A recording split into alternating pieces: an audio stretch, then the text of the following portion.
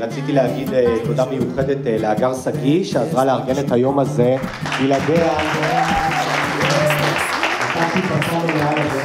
היום הזה לא היה מצליח.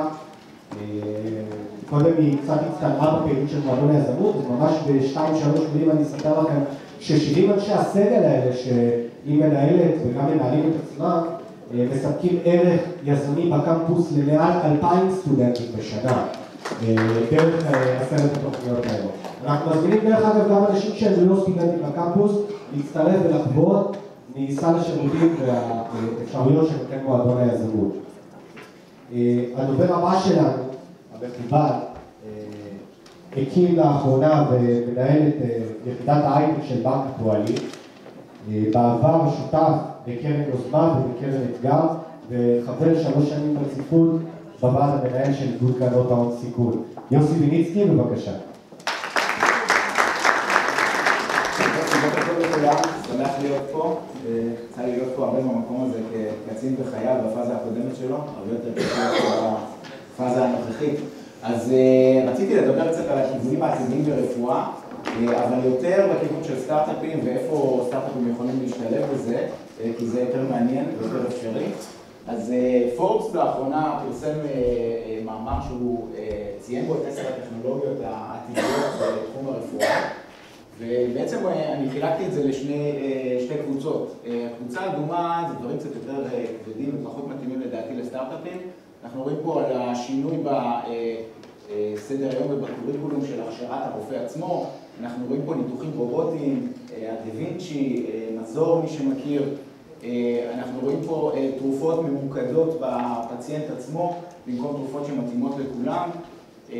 הנושא של פיתוחים חדשים בביוטק. 3D פרינטינג, הדפסת איברים, כמה שזה נשמע עתידני, יש כבר היום דברים כאלה. גם פה יש חברה ישראלית בשם אובג'קט שחברה לסטרטסיס, אבל זה דברים יותר כבדים. והנושא של החיבור אמצעים מכניים לשלד, ריווק מי שמכיר, או שרואים פיתוחים של הצבא האמריקאי כדי לחזק את החיילים ולהפוך לאיירון מן. אלה דברים קצת יותר כבדים. אני אעלה לקבוצה השנייה, שהיא קצת יותר מתאימה לסטארט-אפים. גיימיפיקיישן, מה שאנחנו רואים נכנס היום להרבה מאוד תחומים, ניכנס גם לתחום הרפואי. הנושא של Empower Patient, לתת לפציינט וגם לרופא יותר מידע שיעזור לו. הנושא של טיפול ורפואה מרחוק, סנסורים לבישים, שמדברים על זה הרבה.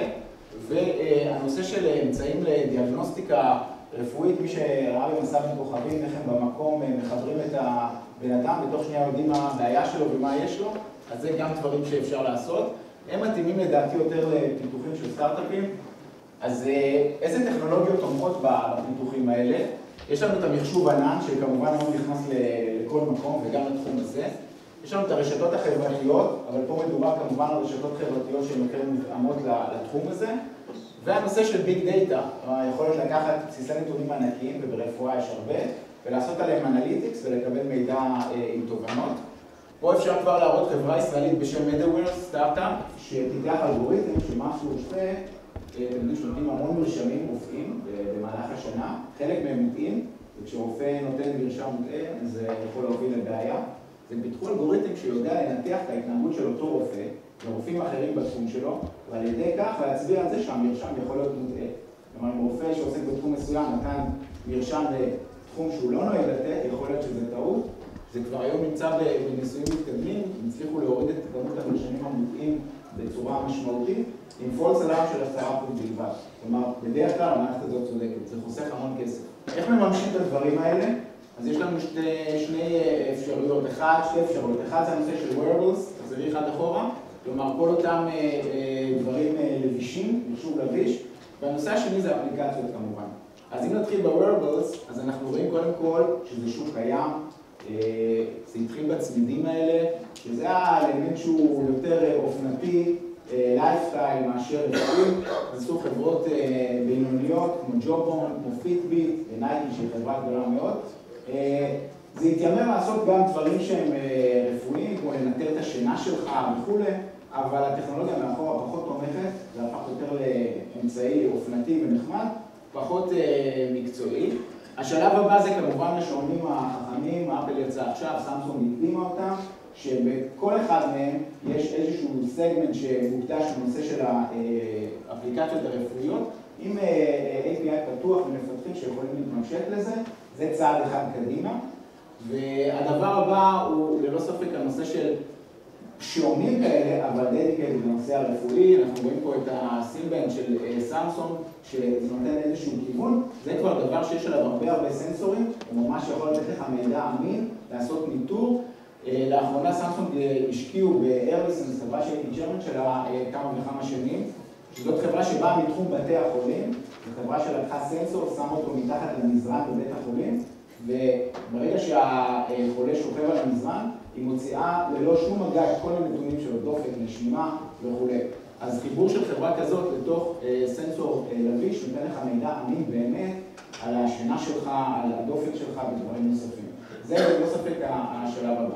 החיים נעשו יותר כלליים כי כל המפתחים של מערכות ההפעלה, אם זה סמסונג, אם זה אפל ואם זה גוגל, פיתחו במערכות ההפעלה שלהם סגמנטים שתומכים בנושא של רפואה, ואז הרבה יותר קל למפתח להתממשק לתוך מערכות ההפעלה האלה ולהרים את האפליקציה שהיא תומכת כבר בנושאים רפואיים. שכמו שאמרתי, נותנות יותר כוח גם לרופא וגם לחולה.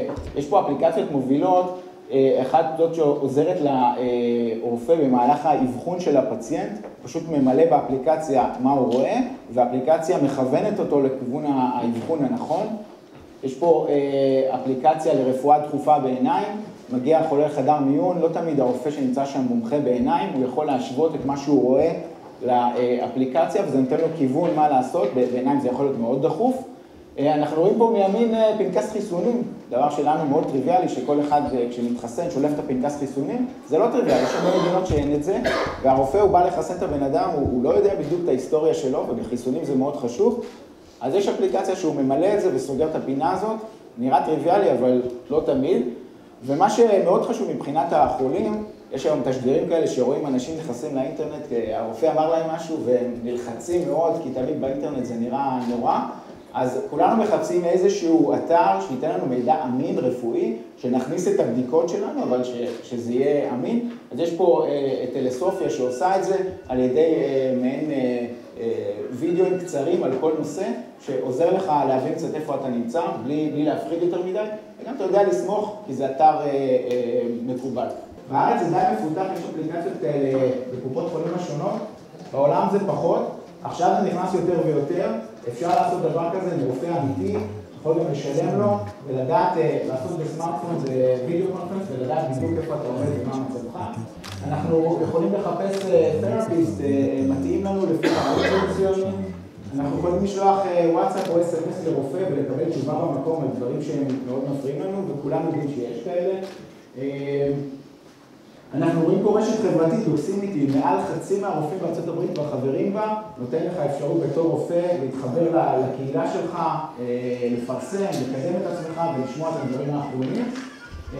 והקצה של זה טיפול, זאת אומרת, טיפול באמצעות אפליקציה. אנחנו רואים פה חברה ישראלית בשם טוקיט שמטפלת בספיץ' תרפי, טיפול בגמגום על ידי אפליקציה.